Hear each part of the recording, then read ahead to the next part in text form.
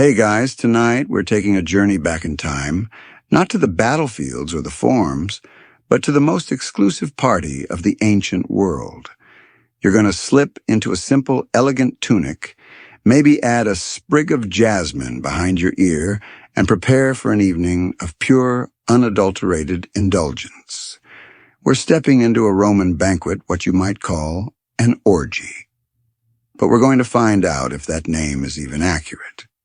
You'll be reclining on a soft couch, a slave will be at your beck and call, and the air will be thick with the scent of spiced wine and roasted peacock. You might feel a little overwhelmed, a little out of place, but don't worry, the goal isn't to be a perfect Roman, it's just to survive the night. And trust me, you probably won't survive this. So before you get comfortable, take a moment to like the video and subscribe, but only if you genuinely enjoy what I do here. If you're here for the sleepy vibes, let me know where you're tuning in from and what time it is for you.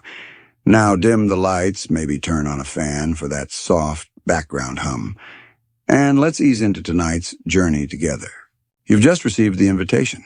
It wasn't a text message or an email, of course. It was likely a small, elegant wax tablet, a tabella delivered by a slave in the morning.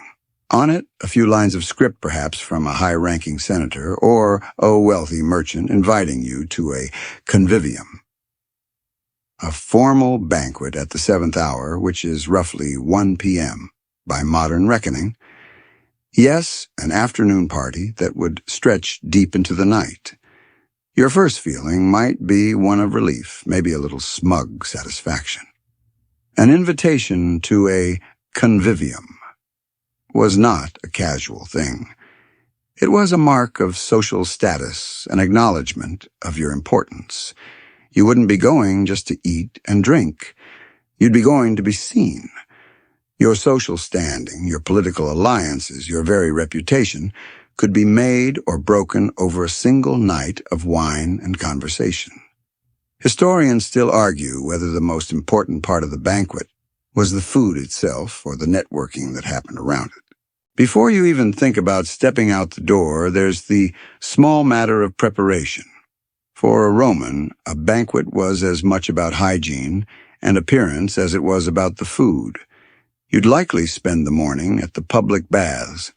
Not a quick splash and go, but a full multi-hour ritual. First, the tepidarium, a warm room to acclimate your body. Then, the caldarium, the hot room where you'd sweat and scrape your skin clean with a bronze tool called a strigil. It's a bit like a medieval back scratcher, but for dead skin and oil. Fun, right? Finally, a plunge into the cold frigidarium. To close your pores and invigorate your senses, imagine doing all of that just to go to a party. You'd probably be exhausted before you even got there. After the baths, it's back home for the final touches. You'd likely be wearing a simple, elegant tunic, maybe cinched at the waist with a belt. The toga was too formal, reserved for public business, so you'd leave that draped over a hook. Your hair would be styled, perhaps, with scented oils, and if you were a woman, a slave would have spent hours arranging intricate braids and curls. Makeup wasn't just for women, either. Men sometimes used cosmetics like powdered chalk to whiten their skin, giving them a ghostly, aristocratic pallor. It was a sign you didn't have to work in the sun. Think of it as the opposite of a modern fake tan. A quirky tidbit, some Romans used a mixture of chalk and vinegar to create a kind of facial scrub, believing it would make their skin smoother. As the 7th hour approaches, you begin the walk to your host's domus, his house. The streets of Rome are a chaotic symphony. The air is filled with the smell of wood smoke garbage and the unwashed masses. You might pass a street vendor hawking roasted chickpeas or a gladiator, entraining his muscles, rippling under a coarse tunic. You'd be walking, of course, because only the very wealthy had a litter, a kind of enclosed palanquin carried by slaves, and even if you did, it would be difficult to navigate the narrow, crowded lanes. You're a Roman citizen, so you walk with a certain swagger, a sense of ownership over the city, even as you sidestep a pile of refuse or a stray dog.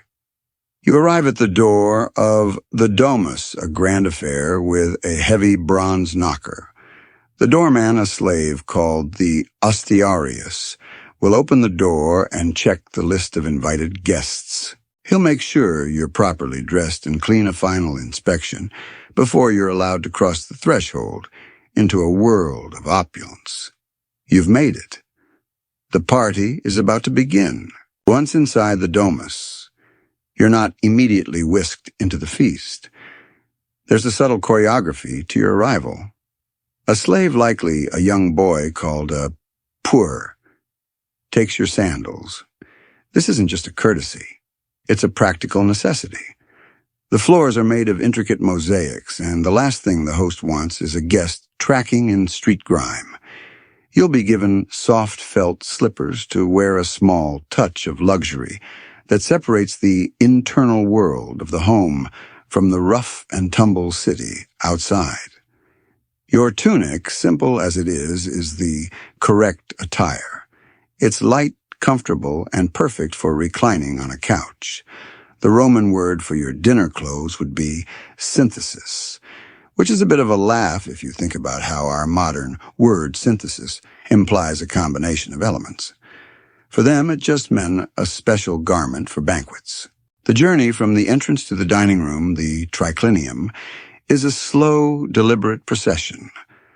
As you walk, you pass through the atrium, the central hall with an open roof, a pool, and perhaps statues of the household gods. You might see other guests mingling their voices, a low murmur, the scent of expensive perfumes hanging in the air. The host might greet you with a formal embrace, a quick word about the day's events, and then you'll be shown to your couch. This is where the real politics of the evening begin. The triclinium is the heart of the Roman banquet. It's a room designed specifically for dining, and it's a masterclass in social engineering.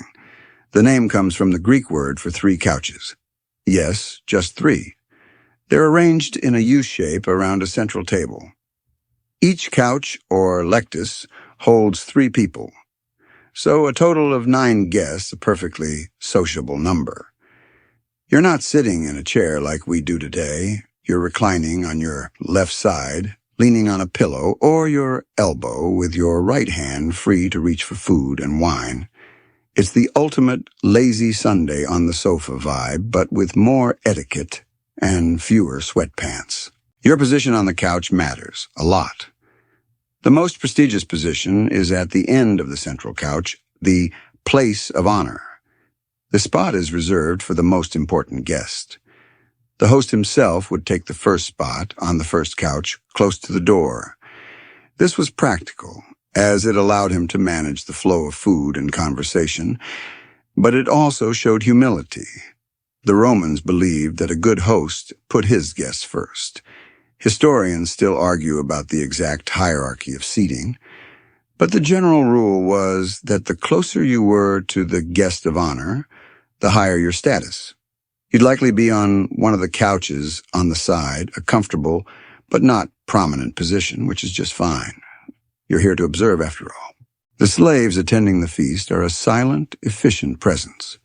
They glide through the space, their movements a stark contrast to the languid poses of the guests. They bring water for you to wash your hands.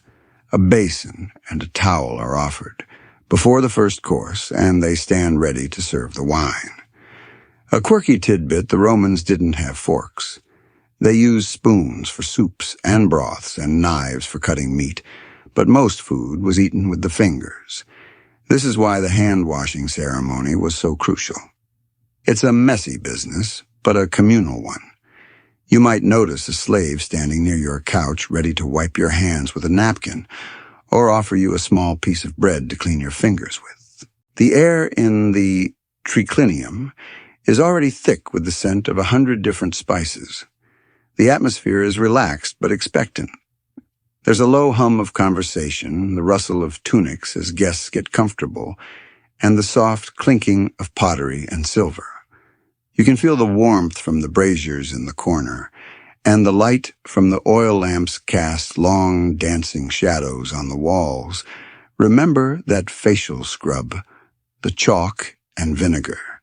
The pale skin it gave you would be perfect under the flickering light, a sign of your noble disinterest in manual labor. This is the calm before the storm. The stage is set, the actors are in place, and the curtain is about to rise on a feast that will challenge your senses and your stomach. The first course has arrived, and it's a surprising parade of small, delicate dishes. It's not a single plate, but a continuous stream of appetizers brought by slaves and placed on the central table. The Romans called this part of the meal the Gustatio, or tasting. It was designed to whet your appetite, not to fill you up. The dishes are light and varied, a mix of flavors and textures. You reach out your hand, reclining on your couch, and grab a small roasted dormouse. Yes, a dormouse. It's been stuffed with pork mince and spices and then baked until crisp. A bit like a tiny rodent-shaped sausage roll, I guess. You're not quite sure you want to eat it, but to refuse would be a major social faux pas. You pop it in your mouth. The texture is a little weird, but the flavor is actually quite rich and savory. You wash it down with a sip of mulsum, a sweet wine mixed with honey, a perfect pairing for the savory bites. Next up, small plates of oysters are presented fresh from the coast. The Romans were obsessed with oysters, and they were a major luxury. A quirky tidbit, the most prized oysters came from the town of Rutupii, modern-day Richborough in Britain. Imagine your appetizer has traveled all the way from Roman Britain. You might also find a dish of sea urchins, which were considered a delicacy, or a platter of snails, which were often fattened on a diet of milk and wine before being cooked. The variety is a testament to the vastness of the Roman Empire and the sophisticated tastes of its elite. As you sample the food, you notice the other guests. Some are deep in conversation, their voices low and conspiratorial. Others are laughing their bellies, already jiggling with mirth. The atmosphere is relaxed but attentive. You're expected to engage in conversation, to offer your opinions on politics, philosophy, and poetry. The food is the vehicle, but the conversation is the true purpose of the first part of the banquet. Historians still argue about whether the Roman host used the first course as a test of their guests' intellectual and social agility, gauging who was worthy of deeper conversation later in the evening. One of the most common appetizers you'd encounter is the Roman egg.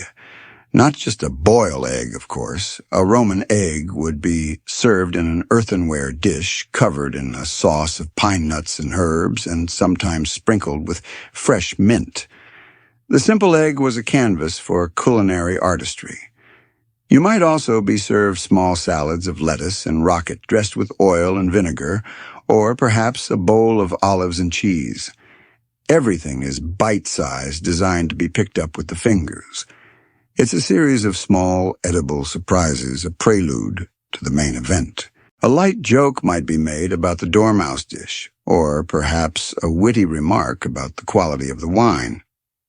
The goal is to show your wit and good humor without being overly boisterous.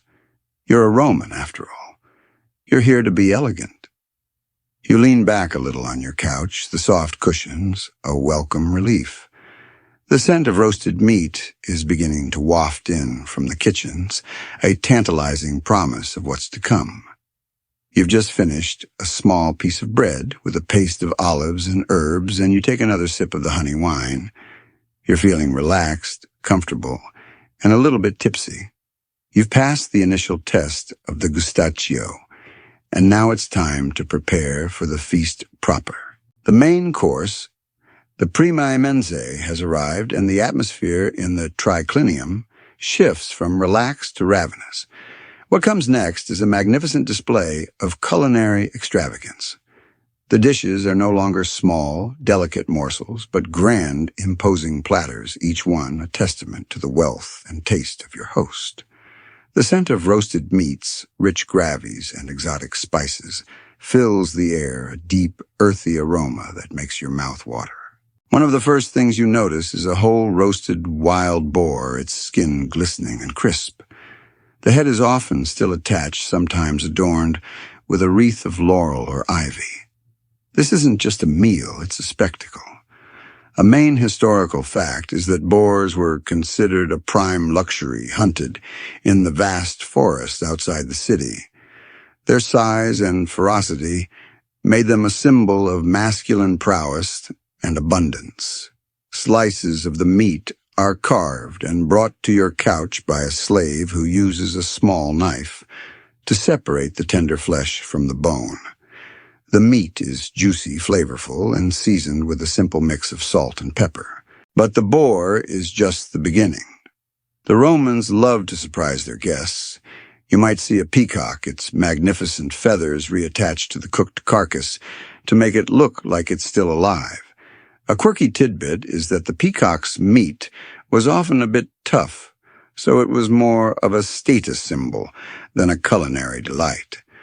Another possible dish is a whole goose, stuffed with herbs and spices, or perhaps a less common sight, like a platter of sow's udder, which was considered a delicacy.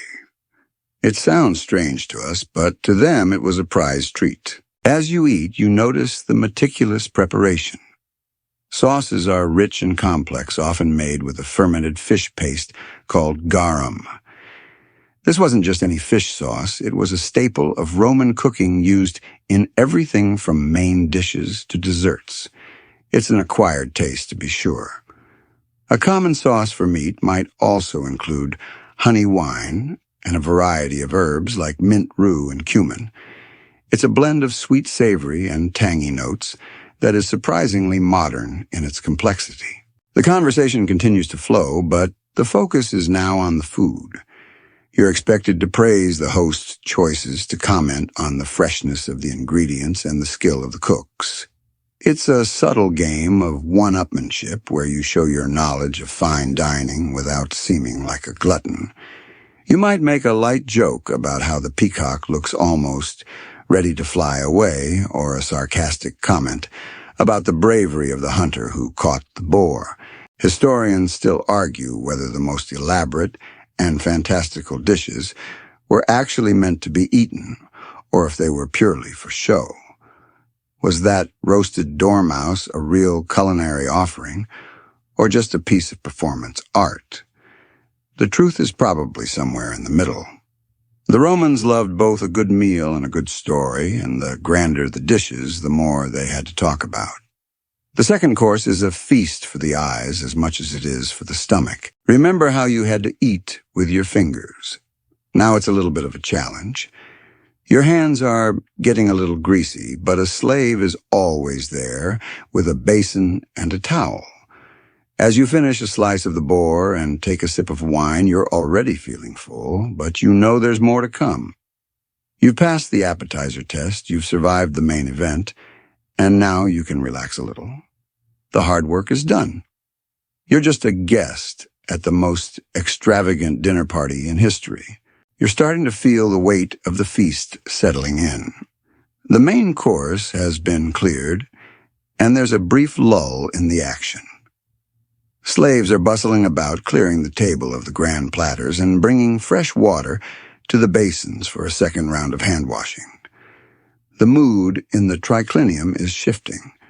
The initial formality is giving way to a more relaxed post-meal camaraderie. The conversation is less about politics and more about witty anecdotes and gossip. You might feel a little sluggish, but the anticipation of the next course, the Prima Mensa, or dessert, keeps you alert. The Roman dessert course was not what we think of as dessert today. It wasn't just a single cake or a bowl of ice cream. It was a collection of sweet treats designed to finish the meal with a flourish. One of the most common desserts was a simple platter of fresh fruit. Figs, dates, grapes, and pomegranates were all popular, often served straight from the tree. A main historical fact is that many of these fruits were cultivated in Italy, But the most exotic varieties, like certain types of dates, were imported from the far-flung corners of the empire, a sign of the host's connections and wealth. But the Romans were not content with just fruit. They loved to enhance their sweets with honey, which was their primary sweetener.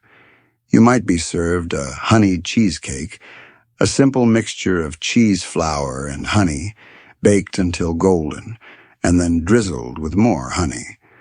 It's a rich, dense treat that would make your stomach very happy. Another common sweet was a pastry called globuli, which were small balls of cheese and flour, deep-fried, and then rolled in honey and poppy seeds. They're a bit like a Roman version of a donut hole, but much, much sweeter. You might also be offered a bowl of nuts and dried fruits, or perhaps a sweet porridge made with honey and milk. A quirky tidbit, the Romans had a dessert made from a type of fruit leather, which was a very early form of a fruit roll-up. It was made by boiling fruit pulp with honey until it became a thick paste, which was then spread out to dry in the sun.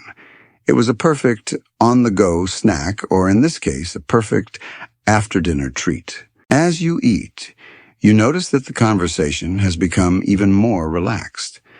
A light joke might be told about a recent chariot race or a famous gladiator. The host, now more at ease, might tell a story about his recent business dealings or a trip he took to the countryside. The scholarly debate comes up here too. Historians still argue about whether the Romans had a separate designated dessert course at all, or if these sweet dishes were just served alongside the other dishes at the end of the meal. The truth is probably somewhere in the middle, as the timing and order of dishes likely varied from household to household. You take a sip of your wine, which is still flowing freely. The honeyed taste of the wine complements the sweetness of the desserts perfectly. The lights from the oil lamps are starting to feel a bit hazy, and the voices around you are a soft, contented hum. You've passed the main event, and now you're just enjoying the final sugary moments of the meal. You're feeling very full, very happy, and a little bit sleepy. The food has been a journey, a testament to the skill of the Roman cooks and the extravagance of the Roman elite. But the night is far from over. The food has been a journey, but now it's time for the true star of the show, the wine. The Roman term for this phase of the banquet is the Comissatio, the drinking party that follows the meal. The atmosphere has loosened considerably. The strict formality of the early evening has evaporated, replaced by the warm, fuzzy glow of good food and flowing wine. And when I say flowing, I mean it. This is where the term orgy starts to take on some of its modern connotations, though it's still a far cry from what Hollywood imagines. A slave brings a large, beautiful ceramic bowl called a crater. This is the mixing bowl. The main historical fact is that Romans almost never drank undiluted wine. They considered it barbaric, a habit of the uncivilized Gauls and Germans. Their wine, which was often much stronger and thicker than ours, was mixed with water, usually in a ratio of 3 parts water to 1 part wine. The water itself might be chilled with snow brought down from the mountains, making the drink incredibly refreshing. A quirky tidbit, the Romans would sometimes add spices like cinnamon or myrrh to their wine, or even a bit of seawater to give it a briny, complex flavor. As you recline on your couch, a slave ladles the mixed wine from the crater into a smaller pitcher and then pours it into your drinking cup. The cups themselves are works of art often made of silver gold or intricately carved glass. You're not just drinking, you're holding a piece of history in your hand. The wine itself is likely to be a local vintage, perhaps from the hills of Latium. But the really good stuff, the wine for the most important guests, would be imported from Greece or Spain. The host, or a designated master of the drinking, called the arbiter bibendi, would dictate the pace and order of the drinking. He'd set the rules for the evening, deciding how many cups each person should drink and in what order. This was a way of maintaining some semblance of order in what could quickly become a very boisterous affair. It was also a subtle form of social control. The arbiter bibendi could encourage a lively discussion or a series of toasts, shaping the mood of the party. Historians still argue whether the arbiter bibendi was truly a position of power or more of a symbolic role, a playful nod to a kind of organized chaos. The toasts themselves were an important part of the ritual. You would raise your cup to the gods, to the emperor, to your host, or to a beautiful woman in the room. Each toast was a mini-performance, a chance to show your wit and respect. You'd make a light joke about the quality of the wine or a witty comment about the person you were toasting, all in the spirit of fun. The goal was to be clever, not crude. The wine continues to flow and the atmosphere becomes more and more festive. The hum of conversation rises to a gentle roar. You're feeling a little tipsy now, a warm and pleasant feeling. You take another sip of your wine, the sweet and spiced flavors, a perfect end to the rich meal. The room is a symphony of sound and light, the flickering lamps, and the murmuring voices creating a sense of timelessness. You've passed the point of no return. The feast is now a full-blown party. With the wine flowing freely, the focus shifts from the food to the entertainment. The banquet is no longer just a meal, it's a full-scale performance. The sound of conversation and laughter is now accompanied by the lilting, high-pitched melodies of tibia, a kind of double reed pipe played by a hired musician. The music is not just background noise, it sets the mood, sometimes becoming more upbeat and lively as the night progresses. A main historical fact is that musicians and performers were an integral part of the convivium, and a good host would hire the best talent available. As you lean back on your couch, a poet might stand and begin to recite his latest verses. He might recite a section from Virgil's Aeneid, or a humorous poem he wrote about a politician. The guests are expected to listen intently and then offer their critiques a friendly debate on the merits of his meter or his cleverness. It's not just a show, it's a participatory art form. You're expected to engage to show your intellectual prowess and your familiarity with classical literature. A witty comment about a misplaced metaphor or a sly reference to a lesser-known poet would be a social win. But the entertainment isn't just intellectual. There are dancers too. They might be slaves, trained from a young age to perform intricate routines. They would move through the room, their bodies a fluid contrast to the reclining guests. The dances could be formal and elegant or wild and frenetic, depending on the mood of the party. A quirky tidbit is that the Romans were fascinated by exotic dance forms, and a host might bring in a dancer from Egypt or Hispania to showcase their unique style. A light joke might be made about the poet's dramatic gestures or a sarcastic comment about a dancer's lack of grace. The goal, as always, is to be clever without being cruel. The atmosphere is one of relaxed indulgence. You're a Roman, after all, and you appreciate the finer things in life, even if you're a little bit drunk. Historians still argue about the moral implications of these performances. Were they simply a form of entertainment, or were they a subtle display of power? The performers, often enslaved, were a reminder of the host's immense wealth and status. He could command bodies, art, and talent to do his bidding, all for the pleasure of his guests.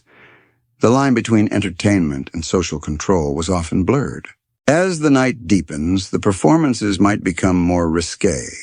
A pantomime, a silent play, with dramatic gestures might be performed often with a comedic or bawdy theme. Or perhaps a singer will perform a bawdy song accompanied by a lyre. The goal is to keep the energy high and the guests engaged. The food is long gone, the wine is still flowing, and the room is a symphony of sight and sound. You're a part of it, a reclining observer in a world of opulence and performance. The formal entertainment has now given way to something more personal and interactive, the games and intellectual sparring of the convivium. The Roman banquet wasn't just about passively watching performances, it was about active participation. The host, having provided the food and entertainment, now expects his guests to engage with each other. This is the stage for the true intellectual and social performance of the evening. One of the most popular activities was the riddle. The host might pose a complex riddle about mythology or a seemingly impossible puzzle, and the guests would take turns trying to solve it. It's not just a game, it's a way to show off your cleverness and your education. A light joke might be made about a guest who can't solve a simple riddle, or a sarcastic comment about someone who tries to pass off an old answer as their own. The goal is to be witty and charming, not a know-it-all. Another common pastime was the symposium-style discussion. The conversation would turn to a single topic, perhaps philosophy or politics, and the guests would debate it in a friendly but spirited manner. The main historical fact is that the Romans saw this as a way to sharpen their minds and to showcase their knowledge. They were just as comfortable debating the merits of Stoicism as they were discussing the best vintage of wine. A quirky tidbit is that the guests would sometimes write short poems or epigrams about the topic on the wax tablets they use for notes. Think of it as an ancient version of Twitter, but with more thought and less shouting. Historians still argue about whether these debates were truly free-flowing, or if they were carefully orchestrated by the host to showcase the brilliance of a favorite guest. The truth is, probably a bit of both. A good host would know his guests and would steer the conversation to topics they were comfortable with. But he would also allow for spontaneous tangents and intellectual diversions. As the night wears on, the games might become a bit more raucous. The Romans loved dice games, but they were often played for money, so the stakes could get quite high. A particularly fun game was tali, which used 4 knuckle bones from a sheep or a goat. The goal was to roll a specific combination called the Venus throw, which was a 4, and it meant you won the game. Anything else was a lesser score, and if you rolled a combination of all ones called the dog throw, you lost and had to perform a humiliating task like drinking your wine undiluted. Now that's a party foul. You're feeling very full, very happy, and a little bit drunk. The room is a warm, inviting blur of voices and laughter.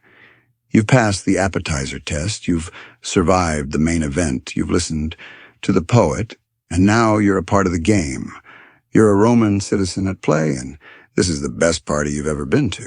As you settle into the late hours of the convivium, it's easy to forget the small army of people who made it all possible. The slaves. Their presence is so constant and so understated that they are almost invisible, a silent, efficient machine that runs the entire operation. A main historical fact is that a wealthy Roman household could have dozens, even hundreds of enslaved people, each with a specific role. At a banquet, their labor was a carefully choreographed ballet. There's the triclinium, the slave in charge of the dining room. He oversees the other slaves, making sure the food is served on time, the wine is mixed correctly, and the guests are attended to. There are the propinatores, who carry the wine, and the ministry, who serve the food. Each of them is a specialist, trained for years in their craft. You'll never see them rush or bump into each other. Their movements are precise, their expressions are neutral. They are a living, breathing part of the decor, as much a fixture of the banquet as the mosaic floor or the frescoed walls. A quirky tidbit is that some of the enslaved people were highly educated. They might be scribes, accountants, or even doctors. Some were even talented artists or musicians, and they would be the ones playing the tibia or reciting the poetry. This meant that the entertainment you were enjoying was often provided by people who were in many ways just as cultured as you, the free citizen, but who had no agency or freedom of their own. The scholarly debate here is a difficult one. Historians still argue about the exact nature of the relationship between the Roman hosts and their enslaved staff. Was there a paternalistic bond, as some ancient authors suggest, or was it a purely transactional and often brutal relationship? The truth is likely somewhere in the middle, and it probably varied from household to household. But what's clear is that the entire Roman system of opulence, from the baths to the banquets, was built on the backs of enslaved people. You've been handed a napkin, a small, clean piece of linen, by a slave who materializes beside your couch. You didn't ask for it, but he knew you needed it. He takes your empty cup and returns with a full one. This is their life, anticipating your needs before you even know you have them. You might make a light joke to your neighbor about the efficiency of the service, but you're also aware of the silent presence around you.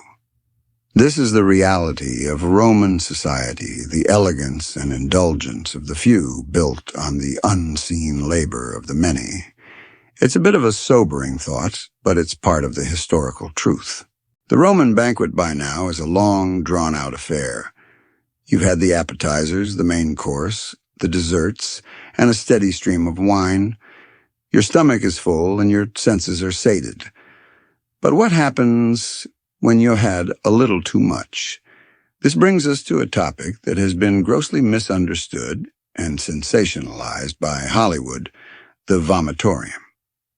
A main historical fact is that the vomitorium was not a room for vomiting. The word literally means a place of exit, and referred to the entrances and exits of a Roman amphitheater or stadium. It was the way the crowd could quickly enter or leave a large building, a masterpiece of ancient crowd control. The idea that Romans would deliberately gorge themselves and then go to a designated room to purge their stomachs before returning to the feast is a total myth. So where did this idea come from? It's a combination of a misunderstanding of the word vomitorium and a few select anecdotes from Roman writers. Some historians still argue about whether the Roman elite actually practiced self-induced vomiting as a way to continue eating. While it's possible that some individuals did this, it was by no means a widespread or celebrated practice. The Roman authors who mention it do so with disgust, not admiration. It was seen as a sign of gluttony and a lack of self-control, not as a normal part of a feast. But that doesn't mean the Romans didn't have their own ways of dealing with the after-effects of a feast. A quirky tidbit is that they had a variety of herbal remedies and medicines to aid digestion. They might have used a laxative made from a mixture of herbs and honey, or they might have simply had a few days of a much simpler diet to recover. The goal was to stay healthy and fit, not to indulge in a way that would make you sick. As the night wears on, you might excuse yourself to use the latrine. These were not the private, well-appointed bathrooms we have today. A Roman latrine was a communal affair, a long stone bench with a series of holes. You'd sit next to your friends and continue your conversation, a truly intimate moment of Roman social life. This was a place where you could network and gossip, a true example of Roman practicality and their lack of a concept of privacy. A light joke about a particularly noisy neighbor in the latrine would be a common way to break the ice. So let's put the myth of the vomitorium to bed. The Romans were indulgent, to be sure, but they were also practical. They had their own ways of dealing with the aftermath of a large meal, but it was not the sensationalized, Hollywood-style ritual we've been led to believe. The focus of the banquet was on pleasure, not on self-destruction. And as the night draws to a close, you're ready to face the world again, even if you're a little bit wobbly on your feet. The feast is finally over. The last of the wine has been drunk, the last of the jokes told. The room, once a vibrant hub of sound and color, is now a dim, quiet space. You're feeling very full, very happy, and a little bit sleepy. The time has come to take your leave. The process of leaving a Roman banquet was as formal as the process of arriving. You wouldn't just get up and walk out. You'd wait for a signal from your host, a small nod or a simple statement that the feast was over. This was a way of ensuring that everyone left at the same time, preventing a social free-for-all. You rise from your couch a little wobbly on your feet. A slave is immediately there to help you put your sandals back on. You might have left your toga or your outer cloak at the door, and another slave would bring it to you.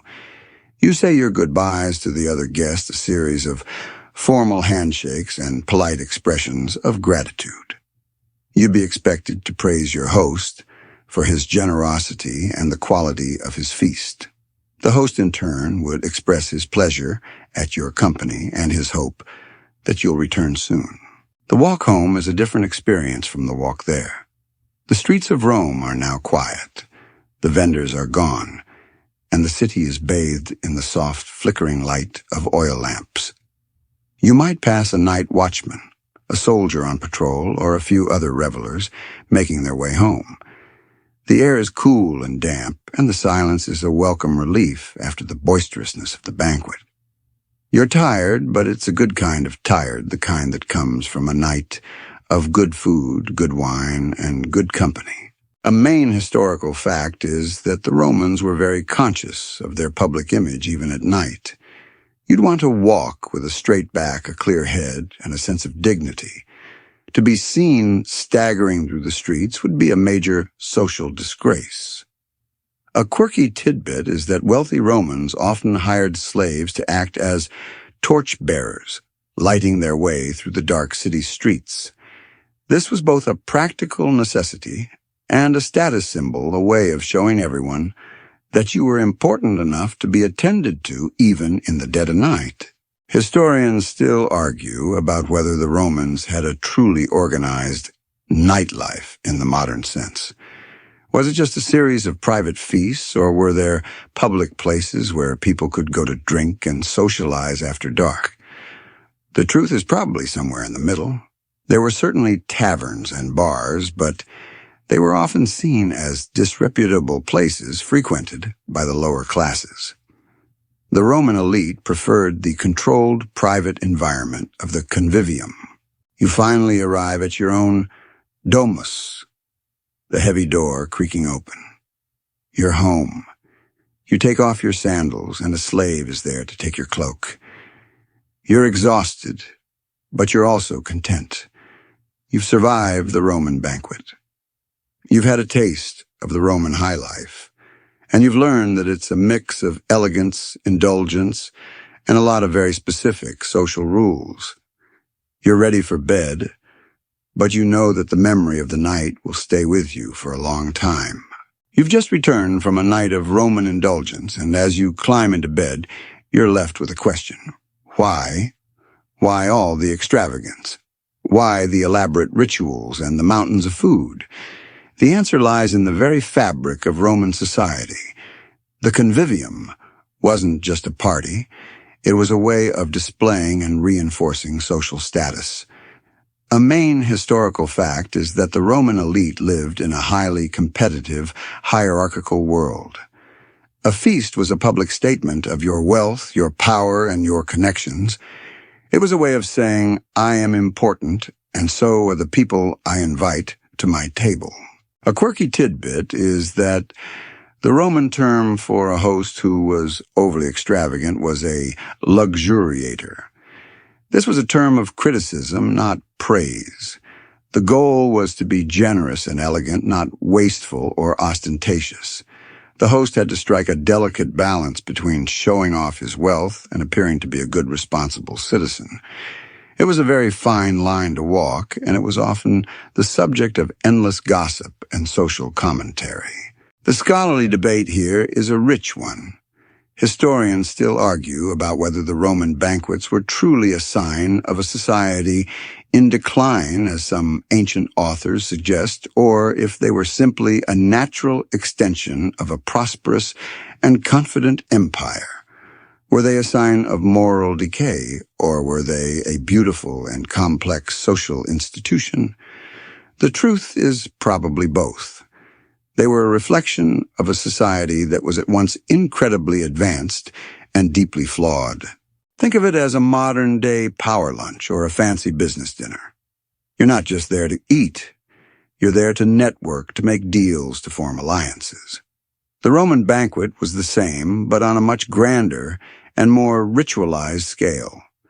The food was the medium, but the message was always the same: who you are, who you know, and how much power you have. The dormouse was not just a meal, it was a conversation starter. The peacock was not just a decoration, it was a symbol of your connections to the far corners of the empire. A light joke might be made about how a Roman would never have survived a modern-day budget airline flight, or a sarcastic comment about how their networking skills were just as important as their battlefield skills. The Romans were practical people, and their banquets were a very practical tool. They were a way of building and maintaining a social network, of securing political power, and of solidifying your place in the world. And as you fall asleep, you can imagine yourself as a Roman, navigating that world one feast at a time. The night is over, but the consequences of the feast are just beginning. You wake up the next morning with a throbbing headache and a stomach that feels like a Roman army has marched through it. This is the Roman version of a hangover, and it's a very real thing. You're a Roman, so you're used to this kind of indulgence, but that doesn't make it any less unpleasant. The Roman word for it was crapula, which is a almost perfect onomatopoeia for how you're feeling right now. A main historical fact is that the Romans had their own hangover cures, just like we do. One of the most common was a breakfast of fried canaries, a surprisingly simple and effective remedy. The thought of it might make your stomach turn a little bit, but you need something to get you back on your feet. You're a Roman citizen, so you don't have the luxury of sleeping in. Your day is filled with social and political duties. You have clients to greet, business to attend to, and public baths to visit. You can't let the after effects of a party get in the way of your responsibilities. A quirky tidbit is that some Romans would chew on a small piece of myrrh or frankincense to freshen their breath and to aid in digestion. It's a very early version of a breath mint, a way of masking the lingering effects of the night before. The scholarly debate here is about the Roman attitude towards leisure and indulgence. Historians still argue whether the Roman elite truly believed in the otium, the idea of leisure, as a time for intellectual and cultural pursuits, or if it was just a convenient excuse for a life of luxury and excess. The truth is probably a bit of both. They worked hard, but they also played hard. And the playing, in many ways, was a part of the work. A light joke might be made about how your stomach feels like a gladiator's arena, or a sarcastic comment about how the only thing you want to do is lie on your couch for another 12 hours. But you can't. You have to get up, get dressed, and face the day. Your reputation depends on it. You're not just a man who went to a party. You're a Roman citizen, and you have to act like one. The hangover is a small price to pay for the social and political capital you gained the night before. We've spent the night journeying through a Roman feast, but now it's time to confront the elephant in the room, the Roman orgy. The word orgy in its modern sense, a wild, debauched, and often sexualized party, is a product of Hollywood and a misreading of history. The Roman convivium was not an orgy in the way we think of it today. A main historical fact is that the primary purpose of a Roman banquet was social. political and cultural. It was a place for networking, for intellectual debate, and for a display of status. While a little bit of drunkenness and some loose conversation were certainly part of the evening, it was not a free-for-all of sexual licentiousness. So where did the myth come from? It's a combination of a few factors.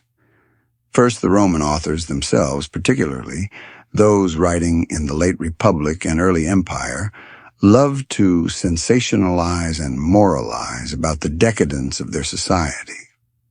A quirky tidbit is that the Roman senator Cato the Younger, a famous Stoic, would often rail against the extravagance of feasts, seeing them as a sign of moral decay.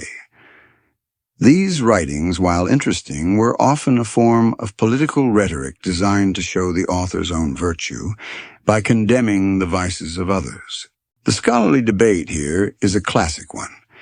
Historians still argue about whether the Roman descriptions of wild parties are accurate or if they are exaggerated for political or literary effect.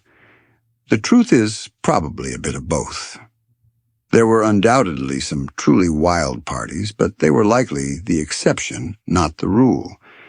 The average Roman banquet was a much more sedate and controlled affair, with a focus on good food, good wine, and good conversation. The idea that every Roman feast was a bacchanalian frenzy is a myth. The other part of the myth comes from a misunderstanding of Roman sexual morality. While the Romans had a very different set of rules from our own, they were not completely without a code of conduct. They had very specific rules about who you could have a sexual relationship with, and those rules were often based on social status and power. A Roman banquet, for all its indulgence, was still a public space, and a certain amount of decorum was expected. A light joke might be made about how the Romans would be confused by our modern-day understanding of an orgy, or a sarcastic comment about how their parties were a lot more work than ours. In the end, the Roman banquet was a beautiful and complex social institution. It was a place where food, art, politics, and culture all came together. It was a place for a good time to be sure, but it was also a place for serious business. And as you fall asleep, you can rest easy, knowing that you've just been a part of a historically accurate Roman feast, not a Hollywood fantasy. The real history is far more interesting than the myths. We've come to the end of our journey, and as you drift off to sleep, let's take a moment to debunk the final, most pervasive myths about the Roman orgy. The word itself is a product of modern media and a misunderstanding of Roman culture. The reality of a Roman banquet was far more complex, a blend of social ritual, political maneuvering, and a little bit of good old-fashioned fun. A main historical fact is that the Roman banquets were not an orgy in the modern sense. They were a convivium, a social gathering with very specific rules and a clear purpose to reinforce social bonds and display status. A quirky tidbit is that the Romans had a different word for a truly wild, out-of-control party, a Comissatio. While these did happen, they were not a part of the formal banquet, and were often seen as disreputable. The scholarly debate here is about the nature of Roman decadence. Historians still argue about whether the Roman elite were truly as debauched as their critics claimed, or if the stories were just a way for Roman authors to show off their own moral superiority. The truth is probably somewhere in the middle, but what's clear is that the myth of the Roman orgy is more a reflection of our own society's fascination with excess than it is an accurate portrayal of Roman life. The Romans were indulgent, to be sure, but they were also practical and formal. The feast was a tool, not an end in itself. So as you close your eyes, you can rest assured that you've just been a part of a historically accurate Roman banquet. You've reclined on a couch, you've eaten a stuffed dormouse, you've debated politics with a senator, and you've drunk wine mixed with water. You've seen the elegance, the indulgence, and the social rules that governed a world so different from our own. It's a world where a simple meal could be a grand statement, a place where a dinner party was a political event. And now that you know the truth, the Hollywood version just seems a little bit boring. The memories of the night are fading now, the bright lights of the oil lamps, dimming the sound of the tibia, becoming a distant whisper. You're no longer a guest in a Roman villa, but a traveler in time, and your journey has come to an end. The heavy scent of spiced wine and roasted meat is gone, replaced by the fresh, clean smell of your own room. The world is quiet, the night is still, and there's nothing left to do but let the last thoughts of the Roman feast dissolve into a peaceful, dreamless sleep. Sweet dreams.